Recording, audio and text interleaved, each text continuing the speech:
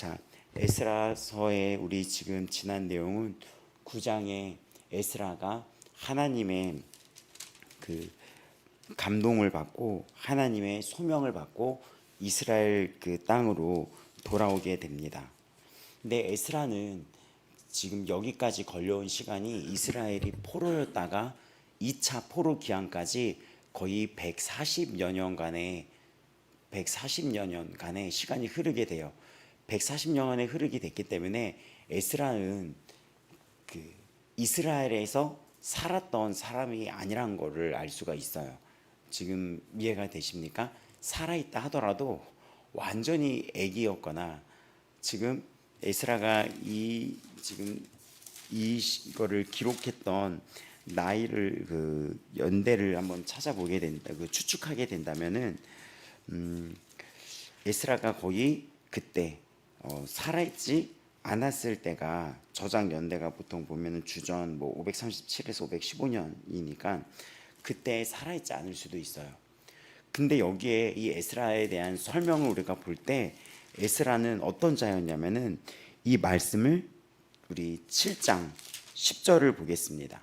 에스라는 하나님의 말씀을 율법을 연구하고 준행해요 가르치기로 결심했다라는 말씀이 있습니다. 어떻게 보면은 이 에스라가 그 이스라엘에서 고국에서 이렇게 어렸을 때부터 체계적으로 신앙을 잘 받지 않고 포로가 됐다가 그 바벨론의 포로 생활을 하고 그 후에 1차 포로 기한 후에 또 시간이 흘러서 2차 포로 기한에 들어온 인물인데 그럼에도 불구하고 이 에스라는 말씀을 연구하고 또 그 다음 절이 중요한 게 있는데 준행했다라는 말이 있습니다. 쉽게 설명을 하자면 에스라라는 사람은 제가 이 얘기를 드리려고 했는데 시대 환경이 포로기였고 또 그들이 말씀대로 살기 힘들었던 시대를 살았음에도 불구하고 그 환경과 시대와 상관없이 이 에스라는 어떤 자였냐면 7장 10절에 에스라가 어떤 자였는지 7장 1절부터 쭉 나오는데 누구의 몇 대손이요 누구의 몇 대손이요 그리고 아론의 16대 손이라고 얘기하면서 그의 가문에 대한 이야기를 펼쳐주면서 이 에스라가 누구인지에 대해서 설명이 됩니다. 근데 우리 이거를 보면서 에스라가 아론의 후손이라는 걸 보면서 이 사람이 그 가문에 따라서 말씀 교육을 굉장히 잘 받았나? 라고도 볼 수 있겠지만 우리가 9장에 1장 1, 2절에 봤었을 때 이 죄에 있어서 이 죄의 으뜸이었던 사람들이 또 누구였냐면 뭐 레위 사람들, 예배를 세웠던 사람들, 종교적인 지도자였음을 보게 된다면 에스라가 어떠한 환경과 가문이나 이런 거의 이유가 아니라 또 잘 봤을 때 주위 배경이 다들 말씀대로 안 살았던 이 시대의 배경 때문도 아니라 스스로가 이 말씀 앞에 결단과 이 말씀을 순종했던 자라는 것을 알 수 있습니다. 이거를 어떻게 더 쉽게 얘기를 해주냐면 이런 거죠. 부모가 믿는다고 해서 그 자녀의 신앙이 부모의 믿음대로 그대로 닮아서 성장하지 아니하는 경우도 있고 부모가 예수님을 믿지 않는 가문이나 그런 가정의 사람인데도 굉장히 신앙적으로 신실한 사람이 나올 수도 있고 또 이 시대 환경이 다 같이 예수님을 믿고 으쌰으쌰 하는데 오늘 본문에 나왔던 10장 여기 나오죠. 10장 15절에 보면은 다 같이 우리가 이렇게 이 말씀을 준행합시다 했을 때 반대하는 사람이 있는가 하면 반대로 이 시대가 다 죄를 짓고 있을 때 에스라처럼 말씀을 연구하고 공부하고 실행했던 사람도 있다는 것입니다. 성경은 정확히 우리에게 어떠한 사람으로 살라는 것을 우리에게 알려주고 있냐면 우리 로마서 보면은 로마서 12장입니다.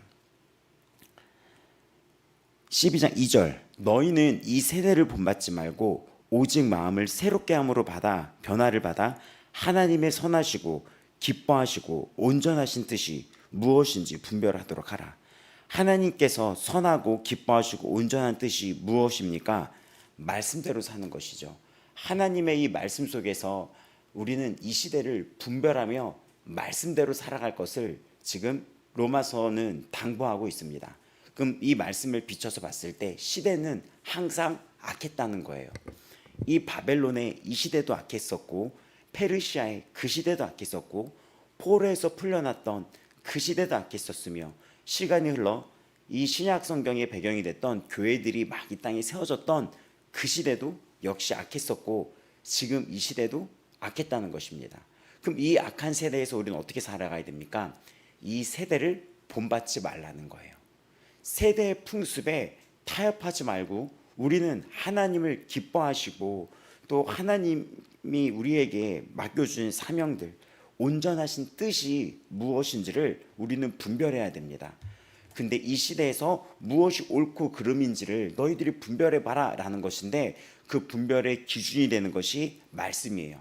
에스라는 어떤 사람이었냐면 가문이 아론의 16대 손이라고 해서 그 자가 믿는 부모 밑에 살았기 때문에 에스라는 그런 거지 라고 평가할 수도 없고, 또 이 사람들이 지금 다 죄를 짓고 있는데 그 시대 사람들이 다 죄를 졌기 때문에 뭐 그들도 그렇게 타협할 수 있었겠지 라고 우리가 그거를 허용해 주는 것도 더욱이 안 되며, 우리는 이 에스라가 어떤 사람인지를 주목해 봐야 되는 것인데, 시대가 어찌한들 환경이 어찌한들 하나님의 말씀을 연구하고 깊게 파고 거기서 멈추는 것이 아니라 준행하고 준행해서 멈추는 것이 아니라 이 말씀을 가르쳐 주었던 자였다는 것입니다. 많은 자들이 이 에스라를 롤 모델로 삼아요. 주의 종들이면 더욱 그렇겠죠. 그래서 에스라 성경 공부라는 것도 있고, 에스라 뭐 대학원, 신학 대학원도 있죠. 이 롤 모델 같이 에스라를 보고 있어요. 그럼 이 에스라가 우리에게 어떠한 지금 귀감이 되고 있냐면, 시대가 어떠한들 말씀은 내가 스스로 이 말씀을 내 이 말씀 앞에서 떨어야지 되며 경외해야지 되며, 그 말씀 앞에 내가 준행해야지 되며, 그 말씀을 내 삶과 또 이 내가 거한 모든 곳에서 가르쳐 줄 수 있는 사람이 되어야 되는 것입니다. 에베소서 5장은 너희가 전에는 어둠이더니 이제는 주 안에서 빛이라, 빛의 자녀답게 행하라라고 말씀하고 있어요. 우리는 말씀을 가르쳐야 된다. 그래서 물론 교회에서 다음 세대에게, 우리 가정의 자녀에게, 우리 가정에게 말씀을 이렇게 공부해서 앉혀놓고 말씀을 가르쳐 주는 거가 말씀을 가르쳐 준 거라고 생각하겠지만, 그것도 물론 이루어져야 되는 기본적인 말씀 교육이고, 또 하나는 에베소서에 나오는 것처럼 우리의 삶이, 말씀에 순종하는 삶이 이 세상에 말씀을 가르쳐 주는 것입니다.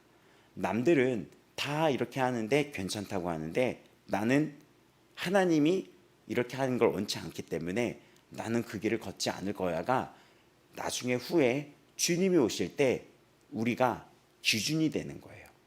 우리는 기준이 되는 사람입니다. 우리는 이 세상의 기준이 되는 거예요. 10명이나 100명이 다 맞다고 해도 이 말씀이 기준이 되는 삶입니다.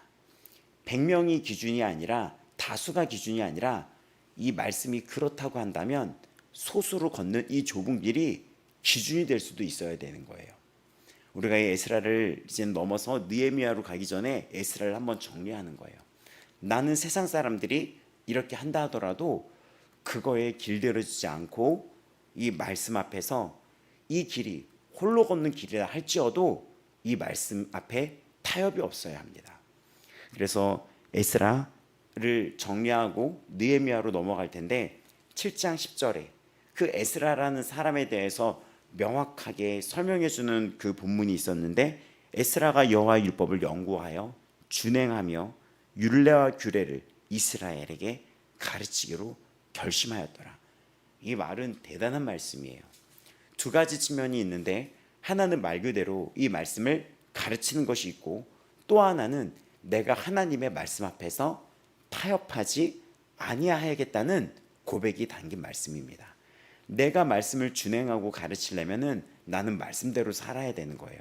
이 말씀이 많은 주의 종들에게 굉장한 도전이 되는 말씀이에요. 제가 말씀을 연구하고 준행하고 가르치는 삶이 되기 위해서는 말씀과 삶과 이 가르침이 일치돼야 되겠죠.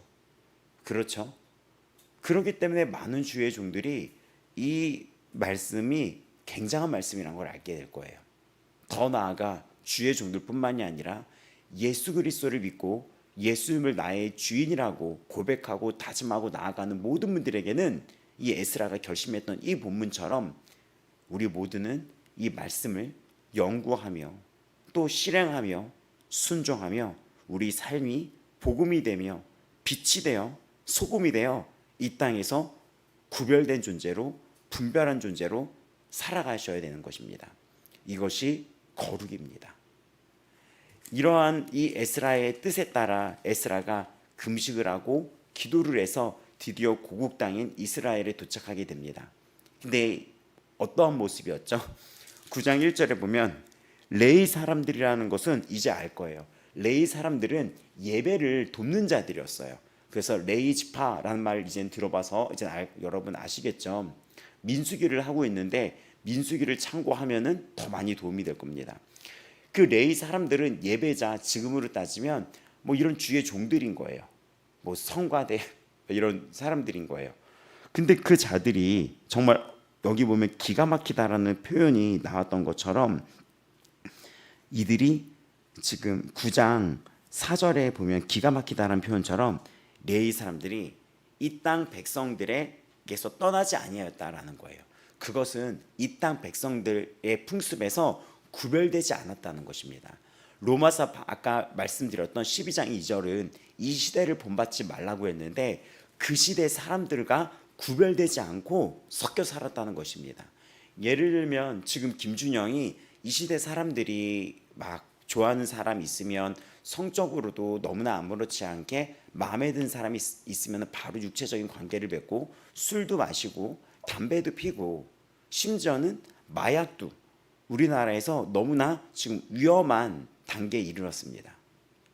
그게 이 시대에 지금 지배하고 있는 문란함과 많이 허용해주는 문화예요. 문화라고 하죠. 성경은 죄라고 얘기합니다.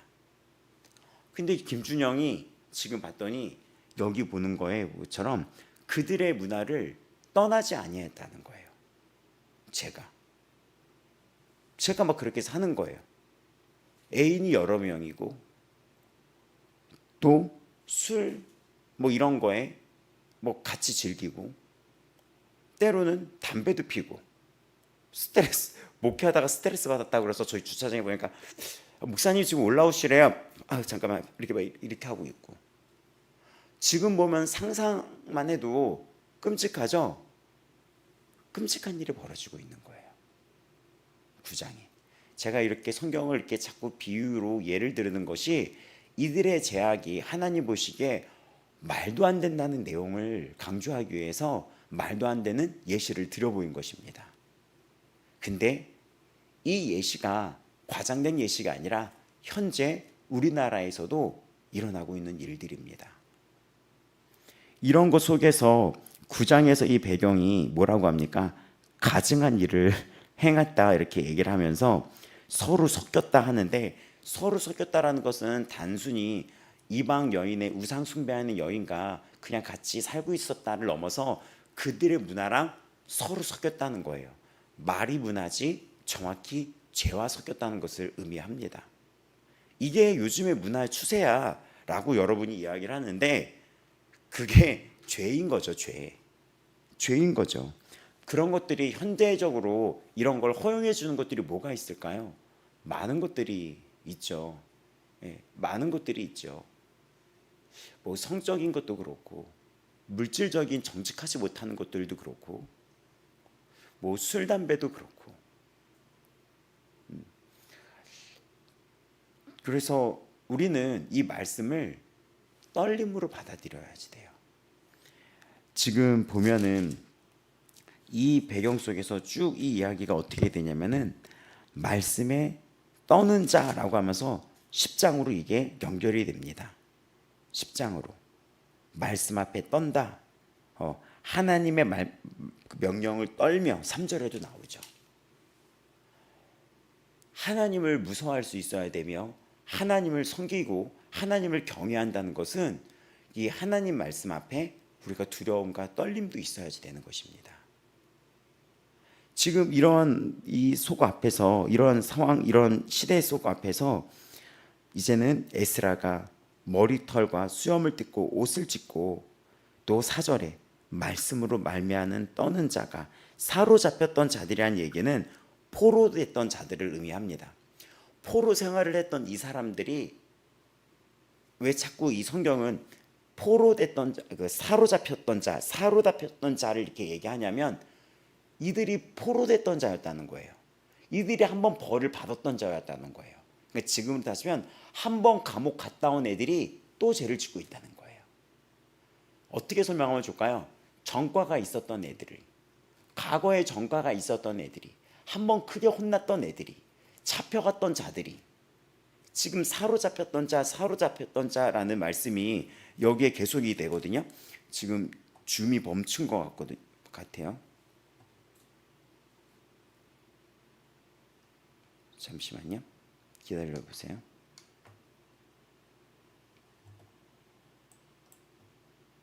줌이 잠깐 멈췄었는데 지금 다시 되는 것 같아요. 줌이 다시 됩니다. 요거를 끄면 그렇게 되는구나. 자, 볼게요. 그러면서 이들이 막 지금 보게 되면은 이런 상황 앞에서 에스라가 통탄하면서 회개합니다. 그래서 여러분이 오늘이라도 에스라의 이 그 6절부터 9장 10장을 꼼꼼히 보시고 느헤미야까지 한번 읽어보세요. 그래서 근데 여기에 이 에스라의 이 기도의 내용을 갖게 쭉 보면은 특징적인 게 있는데 하나님 잘못했어요가 아니라 이게 통탄의 기도를 합니다. 하나님 우리가 또 그랬으니까 잘못해주세요가 아니라 지금 에스라의 심정이 잘못했다고 용서를 구하기에도 정말 어이가 없는 상황이기 때문에 자꾸 죄악들만 이렇게 읊습니다. 우리가 또 죄를 졌구나. 이건 말도 안 된다. 이 죄 때문에 우리 민족이 망했는데 또 이렇게 됐구나. 우리는 용서받을 길이 없구나. 우리는 답이 없는 존재구나. 우리란 존재는 정말 어쩔 수 없는 이 죄인들이구나. 이 기도가 나오는 거예요. 근데 이 기도가 정말 눈물겨워요. 근데 에스라의 이 기도가 맞거든요. 우리는 용서받을 수 없는 죄인에게 맞거든요. 우리가 그렇게 혼났음에도 불구하고 또 죄를 짓는 모습 속에서 우리에게는 희망이 없는 거예요. 우리에게는 더 이상 해결 방법이 없는 거예요. 이 죄의 문제를, 인간이. 우리가 그렇게 은혜 받았다가도 수년 뒤면 다시 넘어지고, 다시 주 앞에 뜨겁게 같이 결심했다가도 또 넘어지고, 울면서 안 그러겠다 하더라도 또 다음 날이 되면 죄를 지을 수 있는 게 너무나 아파할 수밖에 없는 우리의 현실입니다. 우리 인간의 죄성이. 그러니까 지금 에스라의 기도가 지금 어떤 이야기가 계속 반복이 되면 불쌍히 여김을 받고 성전을 세우게 하셨고 울타리를 주셨는데 이렇게 하신 후에도 우리가 주의 계명을 저버렸으니 10절 보면 9장 10절 보면 무슨 말씀을 우리가 하오리까. 우리는 더럽다. 더러움으로 채워졌다. 우리가 어떻게 무슨 말을 할 수 있겠습니까? 라는 그런 고백만 하는 거예요. 근데 10장의 이제 내용은 죄를 그렇게 자복할 때 엎드려 울며 기도하며 죄를 자복할 때 백성이 같이 크게 웁니다. 크게 울어요. 정말 너무나 크게 울어요. 왜 울었을까요? 그 에스라의 그 소리낸 기도 앞에 그 얘기가 맞다는 거거든요. 우리에게는 이 인간의 죄성이 정말 이 죄성이 인간의 문제는 해결이 안 돼요. 인간의 문제로.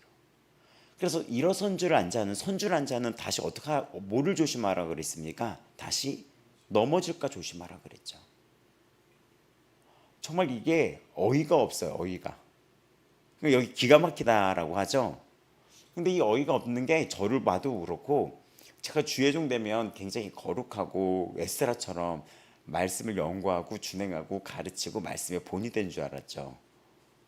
와, 근데 전도사 하자마자 그 착각이 깨지기 시작하는데 제 자신에게 어이가 없더라고요. 어처구니가 없어, 어처구니가. 그런 상황 속에서 우리에게는 답이 없다는 걸 발견하게 됐을 때 이들이 그 말에 다 같이 울면서 기도하는 거예요. 그때 죄를 자복할 때 많은 백성이 크게 통곡합니다. 통곡이라고 했어요. 통곡. 통곡이 무엇이죠? 흐흐가 아니죠. 막 우는 거죠. 그랬을 때 남녀 어린아이가 다 모인 거예요. 어린아이들까지 엉엉 우는 거예요. 그때 스가냐라는 자가 일어나서 우리가 범죄했다라고 하면서 죄를 인정합니다. 죄를 인정해요. 여기서 중요한 게 뭐냐면 이들의 통곡과 이 에스라의 죄의 자백을 통해 너도 나도 죄를 자백하고 인정했다는 거예요. 우리나라 평양 대부흥 때 평양 대부흥이라는 사건이 있었거든요. 우리나라에 전쟁이 일어나기 전에 평양에서 그렇게 부흥이 일어났었어요. 근데 그 시작이 그 한 장로님이 올라와서 에스라처럼 이 죄를 자복을 해요. 교회가 그 정확히 뭐였죠? 그때 교회가 이사했을 때 그 돈을 이렇게 빼돌렸던 거였던 걸로 알고 있어요. 그 물질에 대한 거였어요. 돈에 대한 거. 근데 그 장로님이 그걸 고백을 해요. 막 울어요. 그러자 사람들이 같이 울기 시작했어요. 그러더니 너도 나도 죄를 자복하고 회개하기 시작합니다. 그리고 그 시대 때 일어났던 부흥은 평양이 위치가 어딘지 아시죠? 평양에서 시작된 그 부흥은 목포까지 이어지게 돼요. 땅끝에서 땅끝까지 이어지게 되면서 우리나라의 평양 대부흥이라는 역사적인 부흥의 때를 맞이하게 됩니다. 부흥은 여러분 바로 말씀 앞에 떨면서 그 앞에 죄를 고백했고 기도와 말씀의 건의와 회개의 기도가 함께 있을 때 그 부흥이 올바른 부흥입니다. 교회가 어떠한 이벤트로 사람이 잠깐 반짝여서 맞는 자리를 차지할 수 있겠으나 그것을 성경에서는 부흥으로 보진 않습니다. 에스라와 느헤미야로 연결되는 이 부흥과 초대교회 부흥에는 베드로의 설교 앞에 우리가 어찌하면 좋겠습니까? 라고 했을 때 회개하고 성령을 받으라 해서 그들이 5천 명이 울면서 회개하게 되죠. 정말 이 시대의 부흥은 무엇이 필요합니까? 말씀을 두려워하며 떨며 그 앞에 네가 잘못했고 네가가 아니라 우리가 잘못했다는 통곡의 회개가 이 땅에 다시 한번 찾아와야지 됩니다. 그때 이 스가냐라는 사람이 그 범죄를 인정을 하며 솔직히 고백해요. 우리가 잘못했다. 맞다, 내가 잘못했다. 이방 여자를 맞이하여 아내로 삼았다. 근데 에스라도 어떻게 했습니까? 우리라고 했죠. 근데 에스라도 내 잘못이라고 얘기하고 이 민족도 내 잘못이라고 얘기하고 이 스가냐도 내 잘못이라고 우리라고 얘기를 하면서 그때 이렇게 얘기합니다. 우리에게 소망이 있다라는 것이에요. 결국 이 소망을 통하여 이 말라기의 배경 보면은 말라기에도 인간들이 또다시 원래대로 돌아가요. 그러면서 우리에게 정말 이 성경이 제시하는 소망은 이 모든 죄의 문제를 반복적인 죄의 문제를 끝낼 수 있는 분은 단 한 분 메시아뿐이 없는데 그게 바로 그리스도 예수라는 것입니다. 그래서 이 구약은 메시아 예수 그리스도를 바라보게 만들고 그 메시아 예수 그리스도는 이 땅의 이 해결 없는 문제에 영원한 소망으로 찾아오시게 된 거예요. 그 예수님이 오늘 나라는 이 죄인인 나에게 영원한 소망이 되신 거예요. 나를 보면 답이 없는데 예수가 소망이 된 거고 우리에게 예수님은 영원한 소망이 되어 주셨습니다. 지금 이 이야기 속에 이들이 주의 교훈을 따르며 우리 하나님의 명령을 떨며 계속 반복적으로 나오는 게 말씀 앞에 떠는 거죠. 준행한 자의 가르침을 따라 아내와 그들의 소생을 다 내보내기로 율법대로 하나님과 언약을, 이 하나님의 언약을 세운다는 것은 하나님 말씀에 다시 순종한다는 거죠. 그 말씀 앞에 언약을 세우고 율법대로 행할 것이라 하는데, 이는 근데 당신이 일어나서 주장할 것이다. 당신이 해야 된다. 우리가 돕겠다. 힘써 행하소서. 일어나소서 합니다.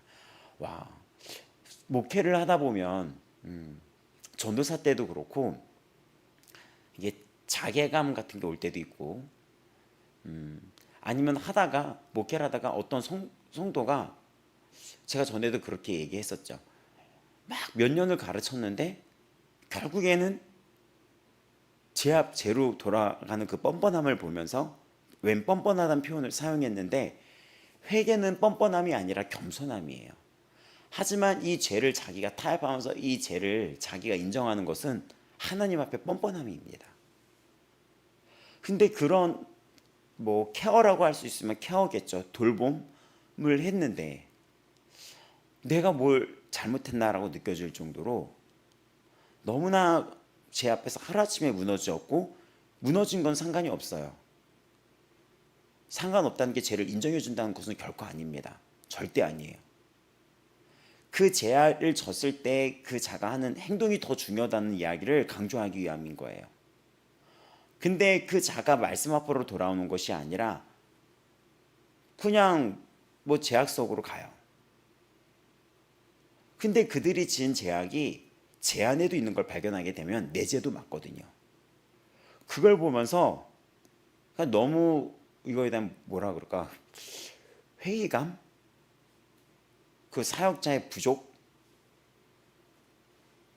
이런 거를 느낄 때가 있어요. 그리고 어떤 성도가 돌아가셨다는 얘기를 들었을 때 머리를 치고 가슴을 치고 무릎을 치는 게, 그때 그분이 신방 갔을 때 이 딸의 할머니였거든요. 신방 갔을 때 그분이 정말 그 말씀을 붙잡고 기억하시다가 돌아가셨나. 그래서 그 장례식을 전도사님이랑 같이 가고 있었는데, 다른 전도사님이랑 둘 다 그 차 안에서 똑같은 마음인 거예요. 뭔가 죄인이 된 것 같은, 더 적극적으로 좀 말씀을 전하지 못한 거. 근데 장례식장에 갔을 때 그 할머니가 한 달이나 3일 내에 죽는다는 할머니가 한 달이나 더 그 병상에 누워있다 갔다는 그 얘기와 그 앞에서 그 할머니가 그 할머니한테 뵙기 전에 제가 이랬었거든요. 돌아가시기 전에 반드시 제 말을 기억하셔야 됩니다. 뭘 기억해? 예수님 용서해 주시고 저 예수님 믿겠습니다. 이거를 반드시 기억하셔야 됩니다.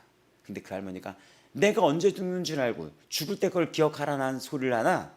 그러니까 오늘 기억하셔야 됩니다 했는데 그 할머니가 쓰러졌어요. 오늘이나 죽는다는 그 할머니가 막 간절히 기도를 했어요. 그러고 나서 한 달이나 더 병상에 있다가 가게 되었습니다. 이러한 어떤 것 속에 그때 하나님께서 이렇게 거기에 말씀을 전한 걸 기억나게 하시려고 그러셨다라는 그런 이야기 속에 다시 이거를 일으킬 수 있었어요. 드리고 싶은 거는, 이 지금 보면은 스가랴 같은 존재가 있어요. 동역자라고 얘기를 하죠. 어떤 목사님이 그 말을 하더라고요. 교회를 개척한다면은 성도들이 떠나는 것은 당연한 것이다. 성도들이 왔다 가는 건 당연한 것이다. 근데 성도들이 같이 앉아 머무르는 것은 은혜이다. 근데 그 성도가 동역자가 되는 것은 기적이다 라는 그 말씀을 설교를 하시더라고요. 웃으면서 그 말씀을 들었지만 그 목사님이 30년간의 목회를 통해서 개척을 하면서 거기까지 오는 동안 느꼈던, 개척을 한 2번인가 3번을 어떤 사정 속에서 하게 되었다고 했는데, 그 속에서 느꼈던 그 목사님의 설교였었죠. 기적이죠. 이런 스가랴 같은 사람의 동역자가 있다는 것은. 사역자가 기적을 일으킬 때도 있지만 동역자인 성도가 기적을 일으킬 때가 더 많은 것 같아요. 그래서 성도에게 주어지는 상급이 정말 하늘나라 갔을 때 정말 주의 종보다 더 할 거라는 것이 정말 기대가 됩니다. 거의 그랬던 것 같아요. 여기까지 오는 동안 동역자의 수고가 더 컸었어요. 역사를 뒤집어 봤었을 때 위대한 그런 어떤 이런 종교적으로 변혁을 일으켰던 그런 위대한 종교적으로 쓰임받았던 그런 선인들, 믿음의 선진들의 그 기록을 보면 그 옆에는 항상 동역자가 있었어요. 그래서 그 동역자들을 중심으로 했던 책도 출판이 되어 있습니다.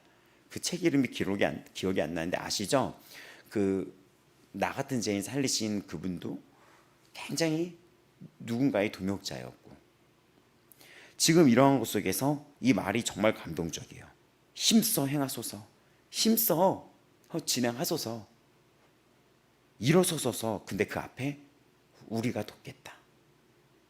근데 이 스가냐가 참 겸손해요. 내가 돕겠다가 아니라 우리가 돕겠다라는 말을 표현을 하죠. 우리가 있잖아요. 이 말이. 그래서 이 스가냐가 일어서게 됩니다. 정말 감동적이죠, 이 에스라가. 교회가 무엇이고 회개가 무엇이고 참다운 부흥이 무엇이고 우리가 무엇을 경외해야 되는지 에스라서가 보여주는 거예요. 정말 이 시대에 정말 필요한 성경이 아닌가 봅니다.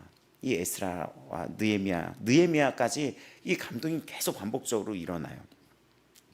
이 에스라가 일어나 제사장들과 레위 사람들과 온 이스라엘이 이 말대로 행하기를 맹세하며 무리가 맹세한다는 거예요. 제사장들과 레위 사람들부터 이들이 9장에 보면 죄의 으뜸이라 그랬잖아요. 근데 이들이 먼저 맹세를 하면서 시작이 됩니다. 그러면서 이들이 6절에 보면 또 하나의 우리가 주목해야 될 게 있는데, 이들이 맹세해가지고 이렇게 하겠다 해가지고 일이 진행되려고 그랬는데 갑자기 금식을 합니다. 여기서 우리가 알 수 있어야 될 것은 무엇이냐면 기도를 할 때 끝까지 기도해야 된다는 거예요. 우리가 기도를 할 때 무언가가 일어나면은 와 됐다라고 하지만 끝까지 기도하셔야 됩니다. 끝까지. 오히려 그 마무리는 더 기도에 불을 당겨야지 됩니다. 지금 이들이 맹세하겠다 다 울면서 우리가 이렇게 하겠다라고 다 얘기해서 그래 정말 그렇게 할 겁니까? 이러면서 다 이렇게 일어났어요. 일어나서 자 그럼 우리가 이렇게 합시다라고 해서 다 같이 모은 걸 먹고 이러는 게 아니라 오히려 더욱더 나를 낮추는 금식을 하게 되는 거예요. 이 결심을 했던 이 앞에 끝까지 금식하며 기도하는 모습을 보이게 됩니다. 끝까지. 정말 우리에게 이 말씀이 깨닫게 해주는 게 있어요.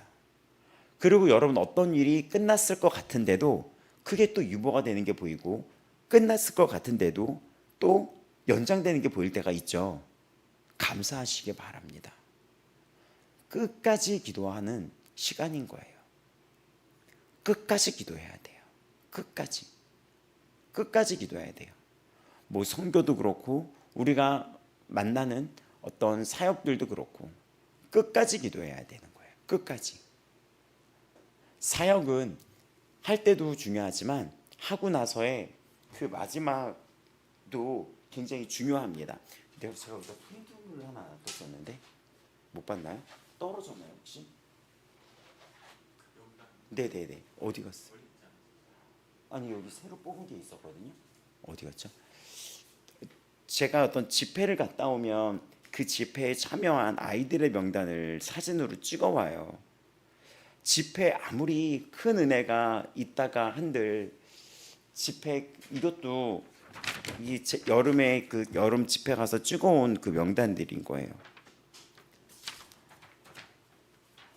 끝까지 기도해야 돼. 왜냐하면 큰 은혜 속에 큰 은혜 뒤에 큰 공격이 있다는 것을 알고 있기 때문입니다. 지금 이 에스라가 10장에서 이렇게 하면서 선포가 됐는데 느헤미야로 연결되면 또 한 번, 여러 번, 한 번이 아니라 수차례 공격이 와요. 그렇기 때문에 우리는 끝까지 기도를 해야 됩니다. 은혜가 클수록 기도의 그 뒤에 그 마무리, 그 은혜의 자리에 그 마무리, 뒷마무리도 은혜가 클수록 더 크게 기도해야 돼요. 감사한 제목이 있으면 더욱 기도의 자리로 와야 됩니다.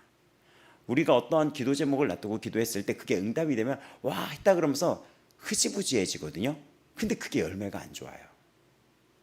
끝까지 기도해야 돼요. 끝까지. 그때부터가 본격적인 시작이기 때문입니다. 이때부터가 본격적인 시작이에요.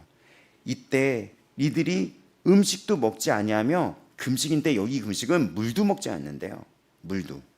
그래서 7절부터 예루살렘으로 모이라 라고 하면서 이제부터 본격적인 이 죄를 끊어내는 작업이 시작하게 됩니다. 8절에 누구든지 3일 내에 여기를 모이지 아니하면 너희 재산을 정몰하고 라고 얘기합니다.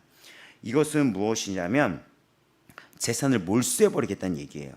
그리고 사로잡혔던 자의 모임, 포로된 자들이 와서 여기 살고 있는 이 모임에서 공동체에서 쫓아내겠다. 지금 유다 공동체 이 계획과 결정에 동참하는 것을 거부하는 사람은 이제부터 이 공동체에서 쫓아내겠다라고 선포가 됩니다. 그러면서 아홉째 달이라고 나오고 또 쭉 내려가면 그 달수가 나오고 17절에 첫째 달이라고 나오면서 이 작업이 3개월이라는 이 시간에 걸쳐서 이제 이루어지기 시작합니다. 그리고 제사장 에스라가 10절에 일어나서 이제 선포를 합니다. 여인을 끊어버려라. 그리고 12절 우리가 하겠습니다. 근데 13절과 지금 9절을 보시면 이들이 하나님의 성전 광장에 다 모여 있는데 큰 비가 내리기 시작하는 거예요. 12월입니다. 12월. 11월과 12월 사이에 해당되는 것을 지금 의미합니다. 유대력의 지금 키슬레브라고 하는 10장 9절에 지금 아홉째 달은 11월과 12월을 요 사이를 의미를 해요. 근데 그때 얼마나 춥겠어요? 비가 내립니다. 큰 비가 내려요. 이들이 그 앞에 떨고 있어요. 여기는 큰 비 때문에 떤다고 나오지만 이스라엘에서 여러분 출애굽기를 보고 신명기를 보고 또 사무엘상을 보면 알겠지만 하나님이 크게 성전에서 역사를 할 때 자연 현상 속에 구름이 일고 비가 내린다는 것을 여러분 알 수 있을 거예요. 이 큰 비 때문에 떨었다는 것은 지금 이 모임과 앞에 하늘이 어두워지고 비가 내리고 이들은 지금 하나님 앞에 떨고 있는 거예요. 추위뿐만이 아니라 그 추위뿐만 아니라 이 추위 속에서 큰 비를 쏟게 하신 그 하나님의, 왜냐하면 비는 사람의 영역이 아닌 것을 이스라엘 사람들은 너무나 잘 알고 있기 때문입니다. 그 앞에 하나님의 임재 앞에 떨기 시작합니다. 9장, 10장 또 10장의 그 마무리까지 말씀에 떠는 자들의 모습이 보이게 됩니다. 그러면서 이 15절에는 갑자기 이를 반대하는 자들이 있었다고 하는 거예요. 이거를 가지고 두 가지가 있는데 하나는 이방 여인들과 끊는 거를 반대했다 할 수도 있고 하나는 지금 이렇게 나가는 절차를 반대했다는 경우도 있다는 거예요. 어쨌든 이러는 와중에 그대로 밀어붙입니다. 왜냐? 15절에 보면은 그 뒤에 돕는 자들이 있었기 때문입니다. 반대하는 자만 있는 게 아니라 돕는 자가 있고 동역자가 있고 또 순종하는 자가 있었던 지금 하나님의 거대한 두려움과 떨림의 임재 앞에 모였던 이들은 본격적으로 이 일을 진행합니다. 어떤 일입니까? 그 이방 여인과의 사이에서 난 자녀를 끊어버리고 그들을 고국으로 돌려보내는 거예요. 수많은 이유가 있겠죠. 왜 이들이 이방 여인들과 결혼을 했을까? 제가 추측했는데 재산 때문일 수도 있고, 솔로몬은 왜 여인들과 그렇게 결혼을 했냐면 국가 간에 이런 상호적인 조약을 맺어서 평화협정을 맺기 위해서 국가적인 전략을 위해서도 그런 짓을 한 거거든요. 왜냐하면 이 이방의 여자 공주와 결혼을 하면 이 민족이 우리를 공격할 수 있겠어요? 없죠. 그러면서 친화 정책들을 한 거예요. 그렇게. 수많은 것들을. 그러니까는 나라는 부강했지만 하나님 보기에 그건 부흥이 아니었었어요. 그건 참된 부강이 아니라 참된 부흥이 아니었습니다. 이 땅의 물질과 권력으로 뒤덮인 부흥은 참된 부흥이 아니었어요. 오히려 이들은 그거를 끊어내기 시작합니다.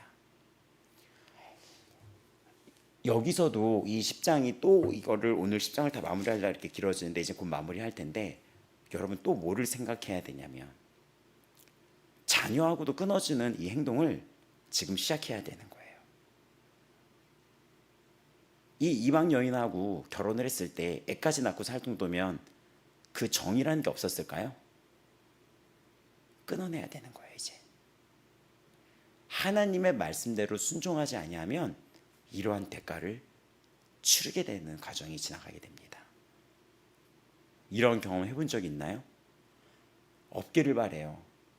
저는 이러한 경험을 했는데 정말 고통스럽더라고요. 하나님이 아닌 것들과 끊어냈을 때 같이 살도 같이 끊어져 나가더라고요. 어떤 사례 일부도. 그러니까 이들이 이방 여인과 끊겠습니다 해서 그냥 끊었을 때 여기 나온 사람들은 우리와 같은 사람들이거든요. 근데 그게 쉬웠을까요, 이들이? 반대하는 사람들도 있었다고 나와 있잖아요. 난 절대 못해. 근데 이거를 반대하거나 모이지 않으면 공동체에서 추방시키든지 완전히 이들의 재산을 다 몰수하겠다는 거예요. 왜냐하면 이들이 중심이 재산이 있었거든, 물질이. 왜냐하면 그 여인과의 물질이 있었겠죠. 다 몰수하겠다. 왜냐? 너는 지금 우리 공동체에 있기 때문에. 아니면 쫓아내버리겠다. 그 앞에 이거를 진행을 합니다. 그때부터 18절부터 이제부터 이방 여자와 결혼한 남자들의 명단을 거침없이 그냥 이름까지 해가지고 지금 이 명단을 여기에 기록을 하는 거예요. 죄를 다 들춰내요. 그들의 이름들을. 근데 거기에 제사장 무리 중이라고 합니다. 그러니까 지금으로 따지면 주의 종들 중에 이방 아내를 맞이한 자 바로 누굽니까? 예수아 자손이라고 나오죠. 이 예수아는 누구였습니까? 이 이스라엘의 성전 재건을 할 때 스룹바벨과 이 예수아 여수아가 함께 보내져서 학계 스가랴에도 등장했던 그 자손들인 거죠.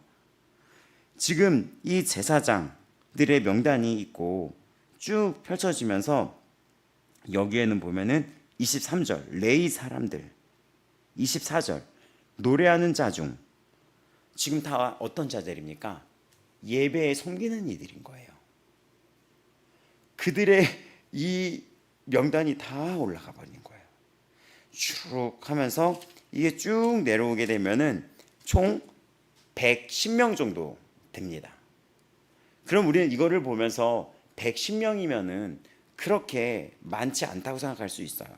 1차 포로기한이 5만 명, 그 뒤로 시간이 흘렀기 때문에 사람이 더 늘었을 것이며 2차가 그 여인네와 그 자식들까지 포함하면 5천에서 7천 명이 되면 정말 뭐 이 시대의 사람들은 뭐 10만 명으로 불어날 수도 있었을 것이죠. 근데 이 중에서 110명이었던 거예요. 그러니까 많지가 않네. 왜 이건 근데 많지가 않은 건데 왜 이렇게 이거를 에스라와 느헤미야 중간에 이거를 전면에 드러냈을까? 바로 갈라디아서 5장 9절과 고린도전서 5장 6절에서 7절에 나온 말씀 때문입니다. 적은 누룩이 온 덩이에 퍼지느니라. 고린도전서 5장 6절은 너희가 자랑한 것이 옳지 아니하도다. 적은 누룩이 온 덩어리에 퍼지는 것을 알지 못하느냐. 너희는 누룩 없는 자인데 새 덩어리가 되기 위하여 묵은 누룩을 내어버리라. 우리의 유월절 양 그리스도께서 희생되셨느니라. 죄 때문에 예수 그리스도가 죽었는데 왜 작은 것을 너희가 허용하고 있냐는 거예요. 그 죄 때문에 죽었는데 똑같아요. 그 죄 때문에 너희가 망했는데 왜 죄를 너희가 허용하는 겁니다. 그래서 이들이 이 일을 진행을 하면서 제사를 드리는 과정이 여기에 이제는 펼쳐져 있습니다. 지금 쭉 보면은 이젠 자신의 죄를 다 시인하고 또 16절 17절 보면은 조사하고 19절 속건제를 드립니다. 죄로 말미암아 양 한 마리를 속건제로 드리며 주 앞에 회개의 제사가 이루어지기 시작합니다. 바로 여기서 누가 떠올리죠? 이 죄 때문에 예수 그리스도가 나 대신 죽었다는 것입니다. 죄 때문에 나 대신 예수님이 죽었다는 거예요. 그래서 고린도전서 5장 6절 7절은 이 죄가 작다고 너희가 그렇게 말하는 것이 옳지 않다. 그 작은 것이 온 덩어리에 퍼지는 걸 알지 못하냐. 너희가 새 덩어리가 되기 위하여 묵은 누룩을 내버리라.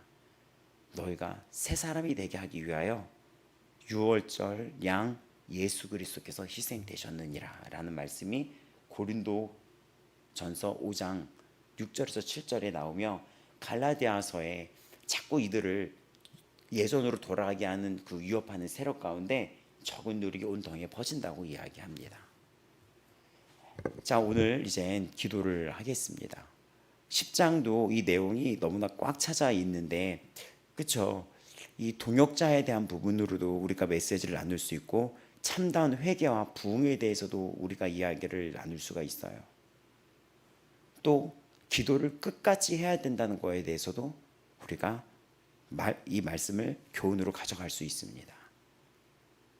또 작은 죄가 큰 이 공동체를, 교회를 위협한다는 것도 우리는 깨달으셔야 됩니다.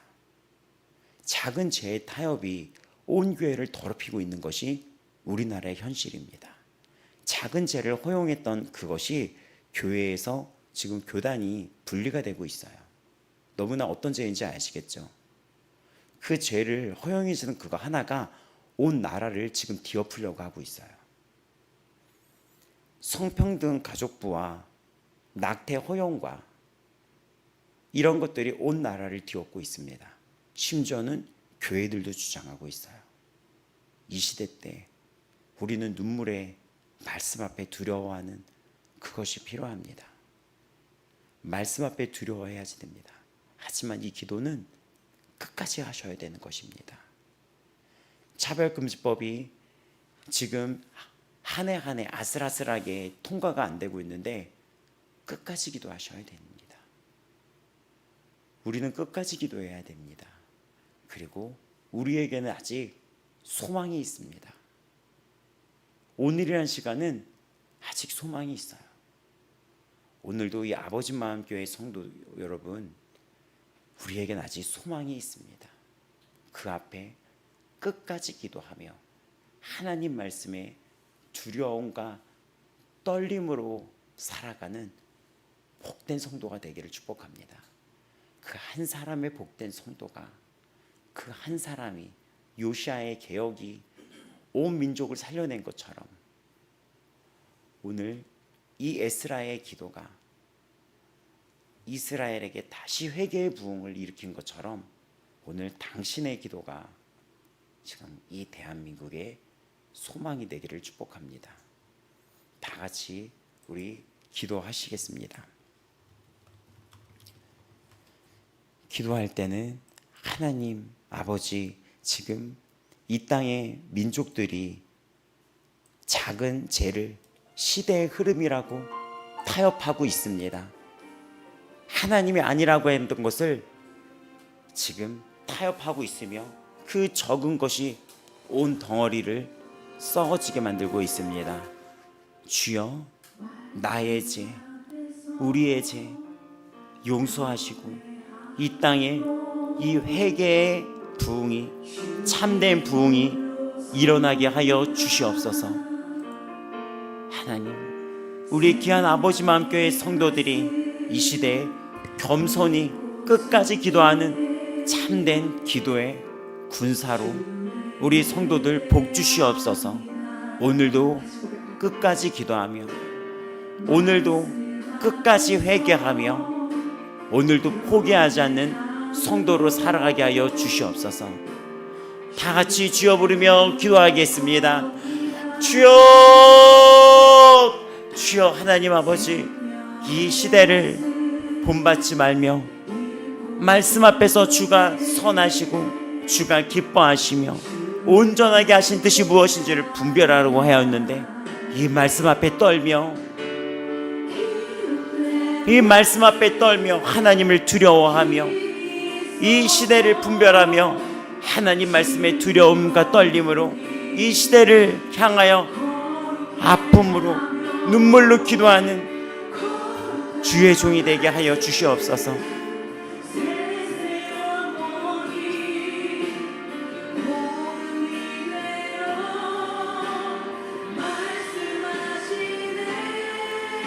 하나님 아버지, 하나님 아버지, 하나님 아버지, 소망이 있습니다.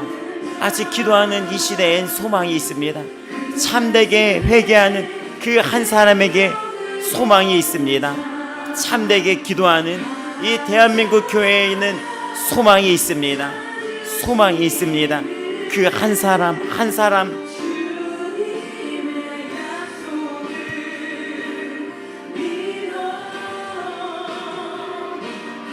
예수님, 예수님, 예수님,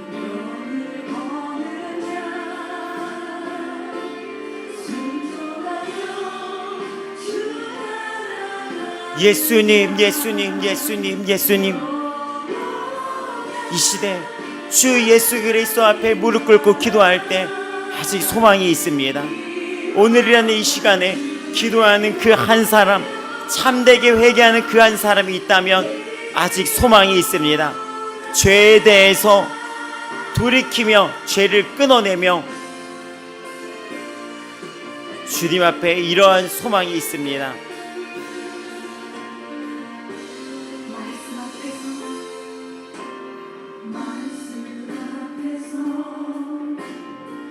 예수님, 예수님, 예수님, 예수님. 하나님, 이 시대에 정말 죄와의 타협, 거짓 선지자들, 또 거짓을 더욱 좋아했던 우리의 모습들, 하나님 아버지, 그 모든 것을 회개합니다. 그 모든 것을 주님 앞에 회개합니다.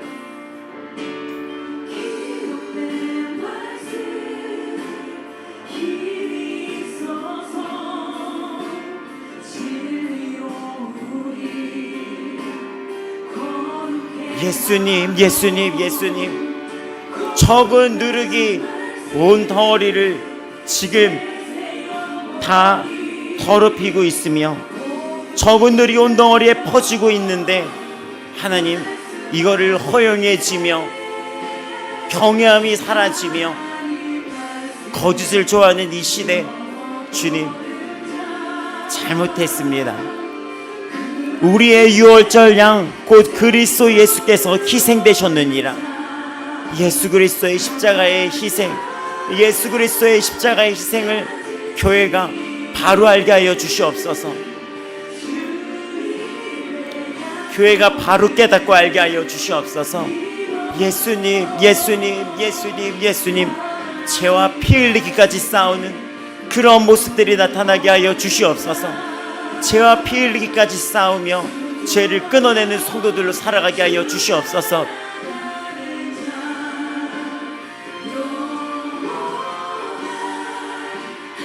예수님, 예수님, 예수님, 예수님.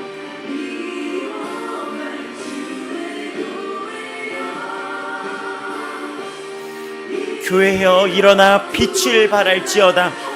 교회여 일어나 빛을 발할지어다.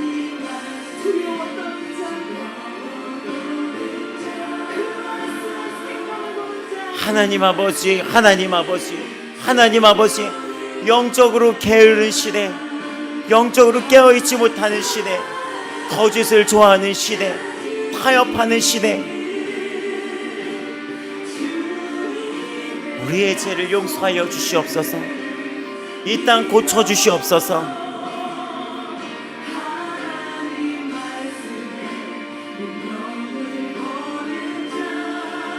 예수님, 예수님. 하나님을 두려워하며 경외하는 그 마음이 이 땅에 부어지고 회복되기를 원합니다. 아버지를 무서워하며 하나님의 건의 앞에 순종하며 두려움과 떨림으로 나가는 참된 회개가 일어나기를 기도합니다.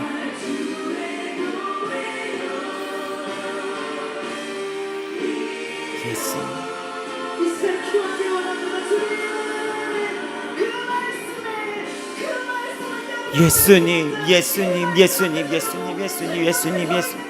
이 시대를 불쌍히 여겨 주시옵소서. 이 시대를 살려 주시옵소서. 예수님, 예수님, 예수님, 예수님. 오늘이라는 이 기회, 오늘이라는 이 기회, 오늘이라는 이 기회의 시간, 두려움과 떨림으로 이 기회를 붙잡고 나아가는 교회 되게 하여 주시옵소서. 예수님, 예수님, 예수님, 예수님, 예수님, 예수님, 예수님. 주의 보혈로 씻어 주시옵소서. 주의 보혈로 씻어 주시옵소서.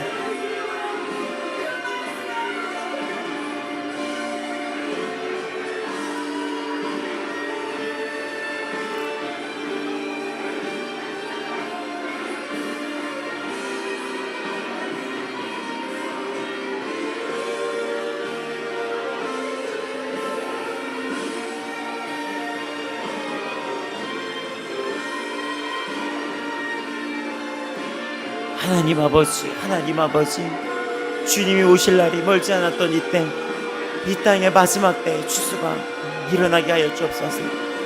이 땅의 마지막 때 큰 회개의 부흥이 일어나게 하여 주시옵소서. 하나님 아버지, 주가 주시는 진리 앞에 거룩하고 순결하며 성결하며 두려워 떨며 회개하는 그런 이 민족의 부흥이 일어나게 하여 주시옵소서. 예수님, 예수님, 예수님, 예수님, 용서하여 주시옵소서.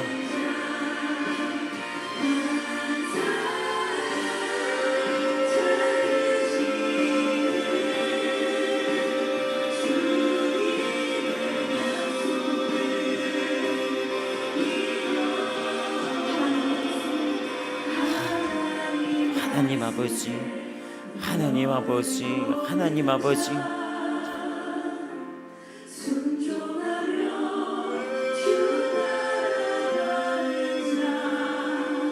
하나님 아버지, 주가 오실 날이 멀지 않은 이때 이 시대의 징조를 주께서 우리에게 살피게 하사 주가 오실 날이 멀지 않다고 이 시대의 징조로 주께서 계속해서 분별의 이 시대의 징조를 역사하고 있는 가운데 우리가 떨지 않고, 우리가 주 앞에 두려움에 떨지 않고 나태하며 안주하고 있으며 죄악과 타락하고 있으며 더러워지고 있으며 더러움을 더 좋아하는 이 시대의 모습을 봅니다.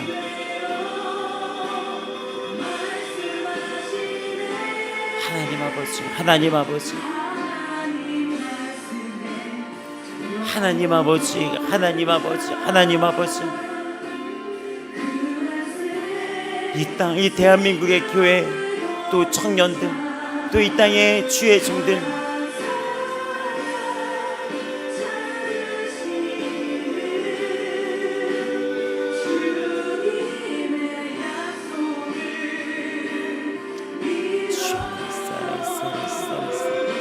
예수님, 예수님,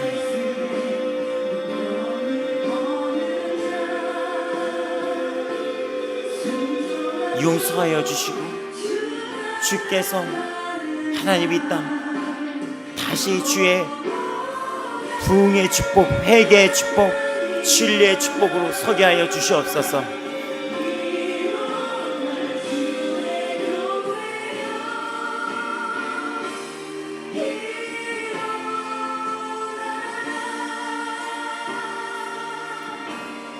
예수 그리스도, 예수님, 예수님, 예수님, 예수님, 예수님, 예수님.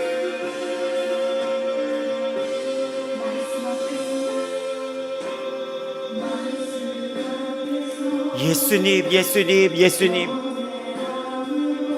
참다운 회개, 정말 죄를 가슴을 도려내듯이 끊어내는 정말 회개의 열매가 있어야 됩니다.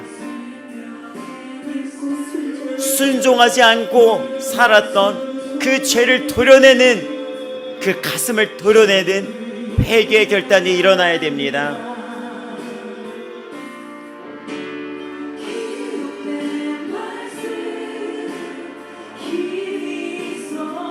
이 시대는 정말 말씀의 검으로 그 가슴을 도려내는, 아픔을 토해내는 그런 회개의 통곡이 와야 됩니다.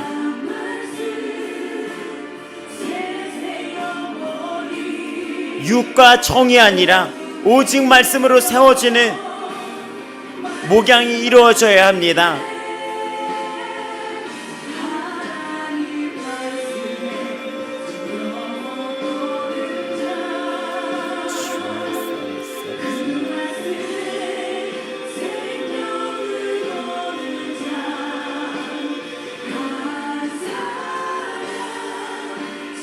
예수님, 예수님, 예수님.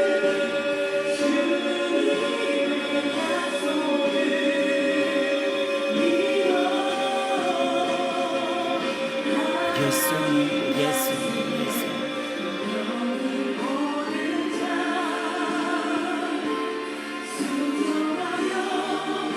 하나님 아버지, 하나님 아버지.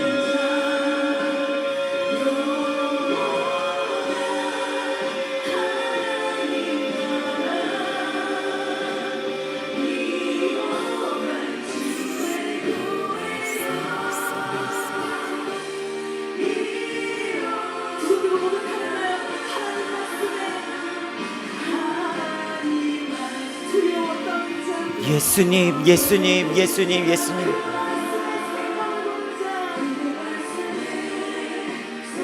하나님의 그 건의 앞에, 주님 앞에 무서워하며 떨며 그 큰 비에 떨고 있는 이스라엘 백성처럼 이 땅에 그런 성령의 큰 비를 내리사 하나님의 건의 앞에 떠는 성도들이 되게 하여 주시옵소서. 예수님, 예수님.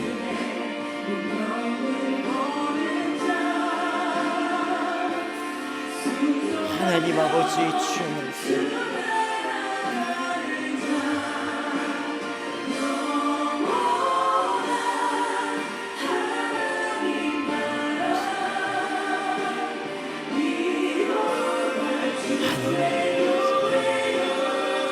하나님 아버지, 잘못했습니다. 용서하여 주시옵소서.